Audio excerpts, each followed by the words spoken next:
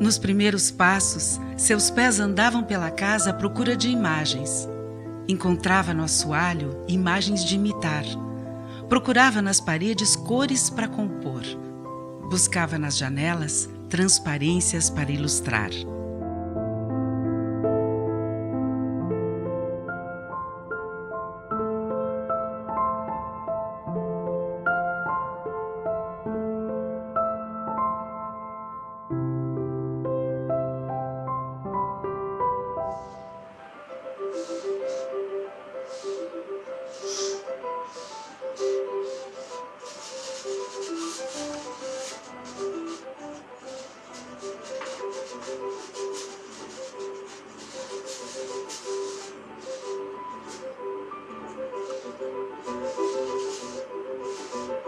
Desde que eu me conheço por gente, eu desenho.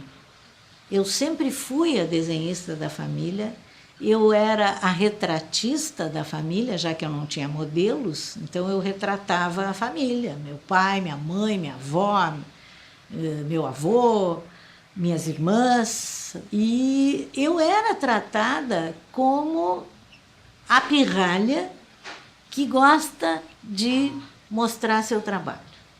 Quando eu fiquei sabendo que a dona Marina de Moraes Pires tinha fundado a Escola de Belas Artes de Pelotas e essa escola aceitava alunos que tivessem talento desde que fizessem um teste.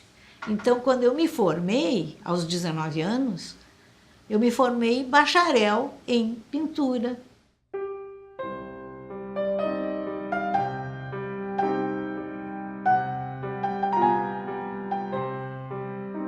O contexto dos anos 50, que é quando a Clara se insere dentro desse sistema de produção vinda de Pelotas, né?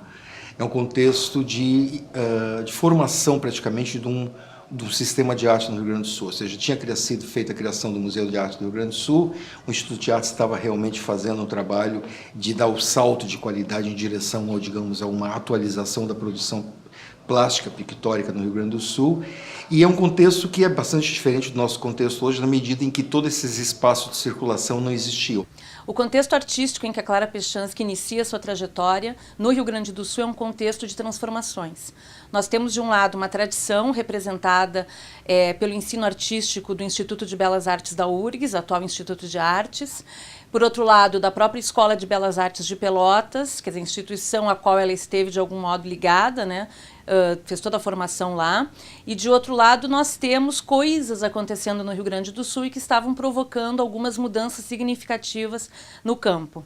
Uma, por exemplo, e com a qual a Clara inclusive teve uma aproximação muito importante, foi a antiga seção de desenho da Livraria do Globo. Era todo um começo de poder conhecer pessoas, de poder se inserir num sistema de arte e, ao mesmo tempo, havia essa possibilidade de trabalho. Uma conjuntura que abre a ela possibilidades de exibir seu trabalho num campo, que era um campo híbrido, que provocava, que alimentava, fomentava mudanças importantes na questão da visualidade.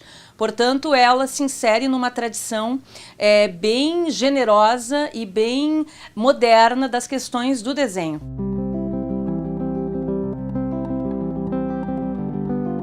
A casa comprida formava riscos de sol que revelavam cores. O azul da parede, pintada há pouco, o vermelho do chão que o tempo esconde, o branco do teto refletindo luz.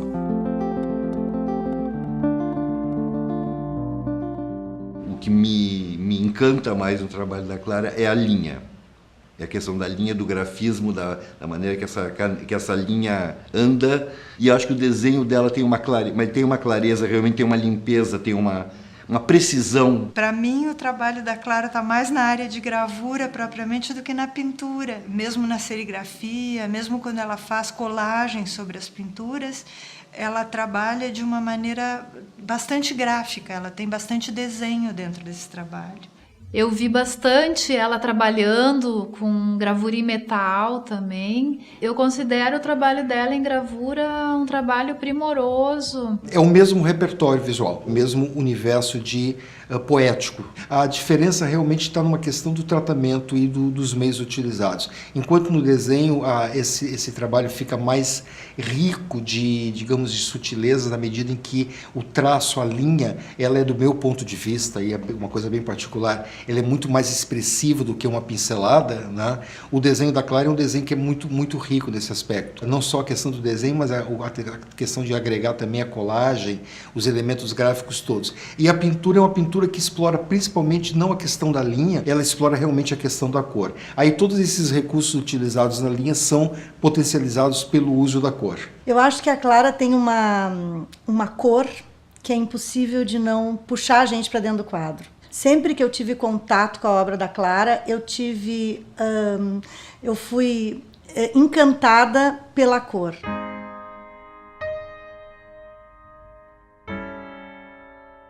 Pelo fato de o Locatelli ter sido a pessoa que me viu desenhando com 15 anos de idade, no primeiro ano da Escola de Belas Artes de Pelotas, ter me pegado pela mão, ter me levado para a sala dele e dito: agora tu vens desenhar todos os dias o meu modelo de pintura, eu tive a oportunidade de desenhar diariamente. E com isso eu fui aprimorando a qualidade técnica do meu desenho. No momento que tu tens técnica, é fácil ter ideias. Eu peguei lá de cima sem qualquer critério. Esse é bem recente e esse é de 88. Eu visitava todos os dias as 2 lojas de tecido da família. Então eu tinha uma convivência muito grande com tecidos, com sedas, com tecidos bordados, com fitas. E isso exercia uma enorme atração sobre mim. Eu não só uso a estampa, não só crio estampas, mas eu pego o próprio tecido.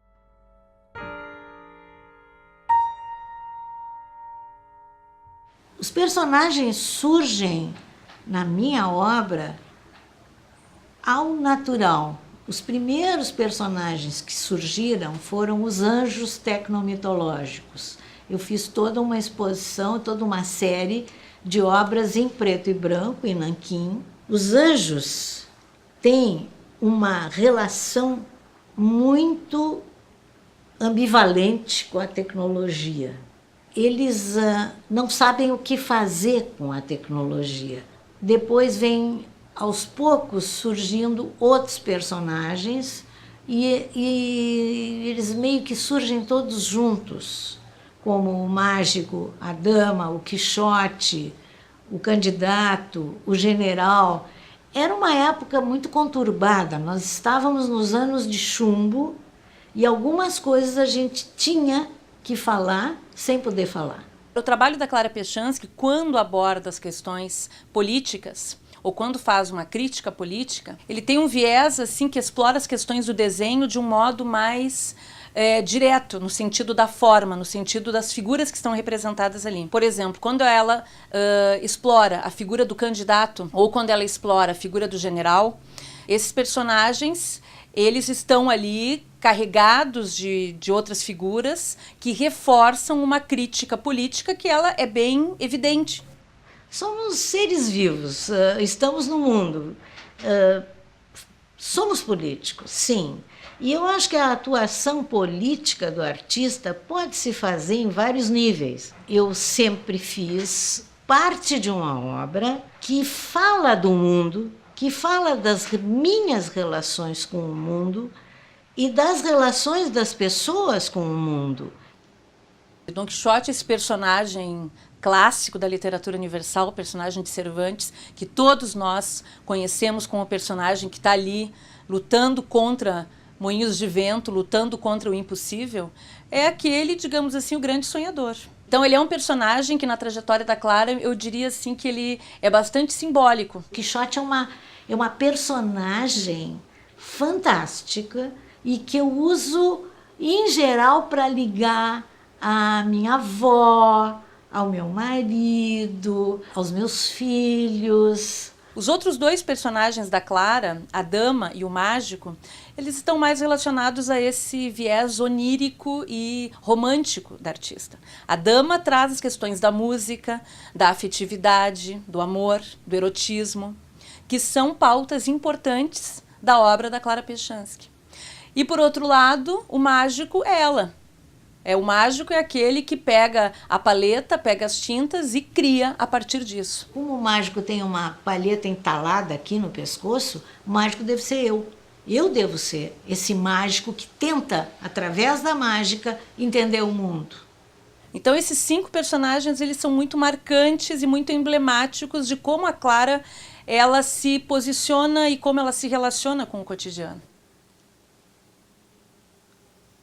Nós temos em toda a obra dela algo que chama muito a atenção, que são as mulheres sem boca, os personagens sem boca, e que em algum momento assim do trabalho dela, muitas pessoas queriam saber o porquê, e a gente ria muito, porque às vezes tem coisas que não têm resposta, né? E que elas são por si só. Eu estava fazendo uma exposição de pintura e a pessoa disse para mim: eu queria muito comprar um quadro teu, mas eu não consigo porque não tem boca. Eu não sei em que momento a boca desapareceu, ela não me faz falta. Alguns desenhos eu tenho que tem, em vez de boca, tem outros símbolos. Isso não é um problema. Esses diálogos, esses espaços de intimidade que ela trabalha, ou seja, pessoas, normalmente pessoas que estão absortas ou em si mesmadas ou tendo contato entre si, mas de contatos muito sutis, muito delicados, né? Então é muito mais quase como uma espécie de música em surdina, que é uma expressão meio, digamos assim, contraditória, falar de música em surdina, mas é um pouco isso, é um pouco de um diálogo em tom mais baixo, é um pouco como música de câmara. Entende? É uma coisa para ser observado, para ser ouvido realmente em silêncio, em contenção. A pintura da Clara é uma pintura que sussurra quando sussurra. Ela é mais silenciosa. E a menina criava espaços onde mostrava sua arte. Mais tarde foi saber que era arte o que fazia. Naquela hora, fazia imagem e pronto. Fazia colorido e pronto. Encantava o olhar. Em cada criação, uma imagem. Em cada imagem, uma menina se revelava. Era Clara, Clarita, Ita, completando uma só, plena, cheia de invenções, de maravilhas. Ela é uma artista apaixonada por arte. E é uma apaixonada por alguns artistas. Van Eyck, por exemplo, Goya, né? São artistas que ela revisita com muita frequência. E aí a gente pode se perguntar, nossa, mas por que a Clara está fazendo uma vez mais uma releitura do casal Arnolfini e do Van Eyck? Ela gosta de olhar para o casal Arnolfini, gosta de imaginar, talvez, a vida que eles tiveram. Por que ela pega e revisita o Goya com a Marra? Tem toda uma questão de sensualidade ali, a questão do feminino, a questão da relação do espectador. A gente está ali olhando para a Marra como estava a Goya.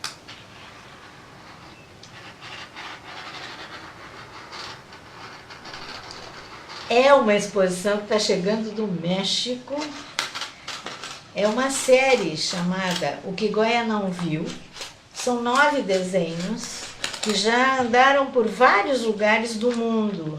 Ela é uma artista que tem uma longa vivência cultural de museus e da própria história da arte, uma grande familiaridade com esse universo da história da arte, e esse diálogo que ela pode fazer dentro do trabalho dela só é permitido ou possível por um artista que efetivamente tenha muita familiaridade. Então o diálogo vai muito além da questão formal e de pegar uma informação de um lado para outro. É uma conversa realmente de pessoa que tem intimidade com aqueles trabalhos. Essa é uma releitura da corrida do Picasso.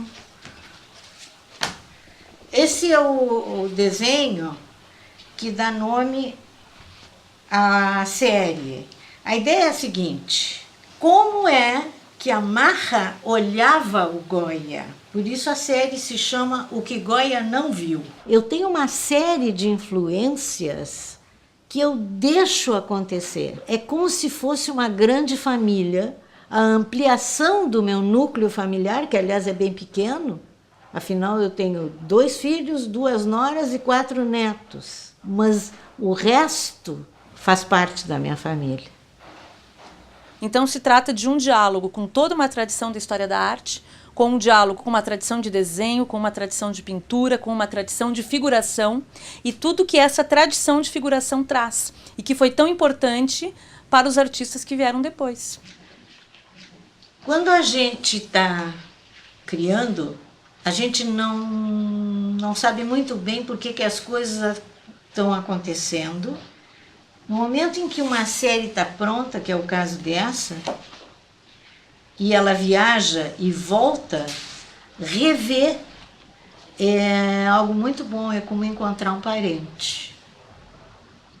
Esse aqui é da série que eu fiz a partir do retrato da minha mãe. Ao fazer toda aquela série, eu me dei conta que, na realidade, eu estava falando de mim.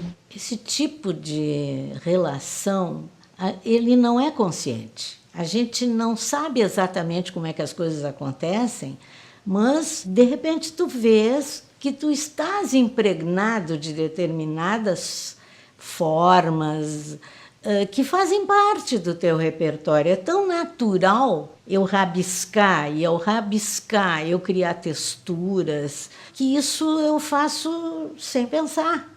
No momento que eu tenho essa tela em branco na frente, ou aquele retângulo de papel na frente, aí é que tudo começa. Aí é que começa a ficar bom. Para mim, é o melhor momento da criação.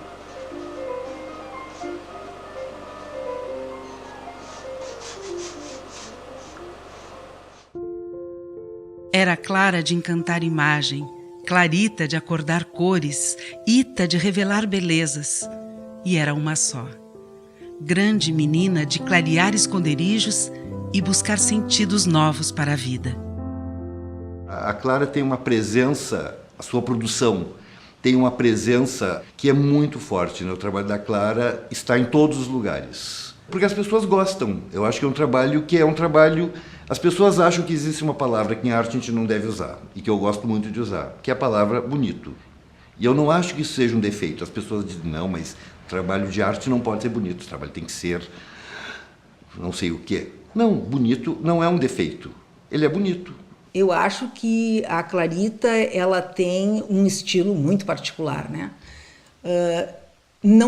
A Clarita não precisa assinar, né, nenhuma obra. A gente olha e vê a Clara Pechansky, né? E isso eu acho que é uma das coisas, é um valor muito grande e é o patrimônio dela. Há um silêncio primeiro e por isso aberto, a ponto de dizer que é silêncio e encontro, ou seja, olhar e carícia e campo aberto. Se ele ouve, é possível ser contente em ser a boca que falta nos quadros de Clara Pechansky. Silêncio que é dádiva e chance de durar como calor, melodia, vida. Mas se não ouve, será preciso uma boca de Van Gogh, enorme feito um olho de mãe, orelha de Van Gogh ou de mãe de menino que ganha nova chance de achar o silêncio primeiro. Mas para isso, terá de fazer o barulho contínuo de contar.